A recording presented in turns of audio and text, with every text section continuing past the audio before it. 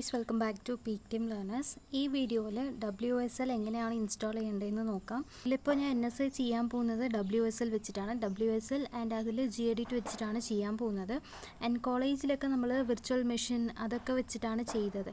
അപ്പോൾ നിങ്ങൾ already virtual മെഷീനൊക്കെ ഇൻസ്റ്റാൾ ചെയ്ത് വെച്ചിട്ടുണ്ടെങ്കിൽ അത് വെച്ചിട്ട് ചെയ്യാം. ഇതുവരെ ഇൻസ്റ്റാൾ ചെയ്യാത്തവർക്ക് വേണമെങ്കിൽ ഇങ്ങനെ WSL ഇൻസ്റ്റാൾ ആക്കിയിട്ട് ചെയ്യാം.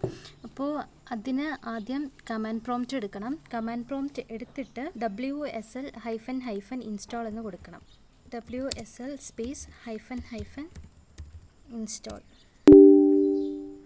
ഇങ്ങനെ ഒരു പ്രോംപ്റ്റ് വരും. Do you want to allow this app to make changes to a device? അത് എസ് കൊടുക്കണം. എസ് കൊടുക്കുമ്പോൾ ഇത് ഇൻസ്റ്റാൾ ആയിക്കോളും. ഇത് 100% വരും.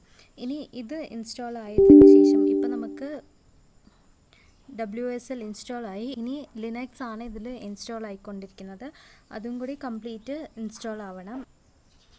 ലിനക്സ് ഇൻസ്റ്റാൾ ആയി, അത് കഴിഞ്ഞിട്ട് ഉബുണ്ടും കൂടി ഇൻസ്റ്റാൾ ആവാണ്. ഇതിൻ്റെ ഇൻസ്റ്റാളേഷൻ എല്ലാം തീരുന്നവരെ വെയിറ്റ് ചെയ്യണം.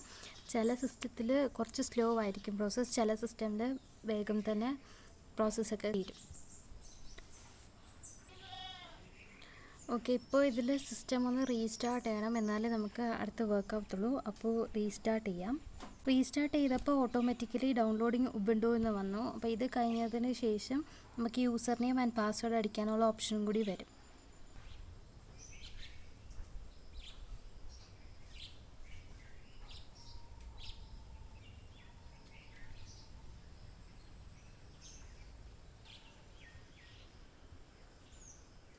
ഇതിൽ ഡീഫോൾട്ട് യൂസർ അക്കൗണ്ട് കൊടുക്കുന്നുണ്ട്. അപ്പോൾ അക്കൗണ്ടിൻ്റെ നെയിം എന്തെങ്കിലുമൊക്കെ കൊടുക്കാം. അപ്പോൾ ഞാൻ ഇപ്പോൾ പ്രിയാന്ന് കൊടുക്കുന്നുണ്ട്. അപ്പോൾ അതിൽ പാസ്വേഡ് ചോദിക്കുന്നുണ്ട്. സോ നിങ്ങൾക്ക് ഇതിൽ പാസ്വേഡും സെറ്റ് ചെയ്ത് കൊടുക്കാം.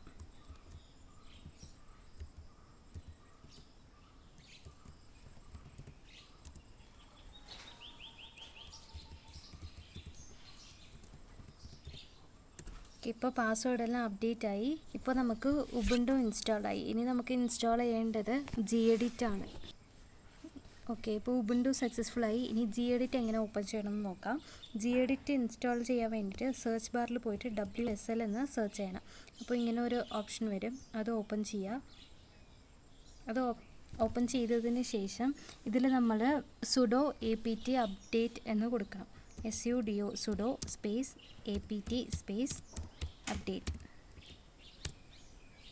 അപ്പോൾ നമ്മളുടെ പാസ്വേഡ് ചോദിക്കുന്നുണ്ട്. നമ്മൾ ഏത് പാസ്വേഡാണോ സെറ്റ് ചെയ്തത് അത് അടിച്ചു കൊടുക്കണം.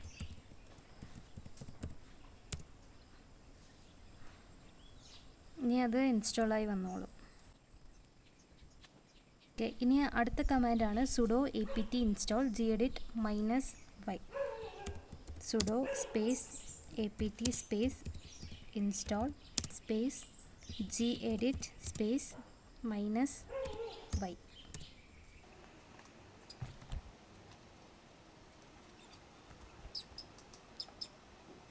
ഓക്കെ, ഇപ്പോൾ gedit ഇൻസ്റ്റാൾ ആയി. വർക്ക് ആവുന്നുണ്ടോ എന്ന് നോക്കാം.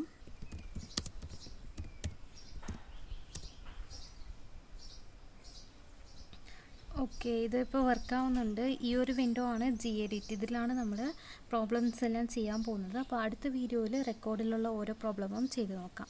Thank you.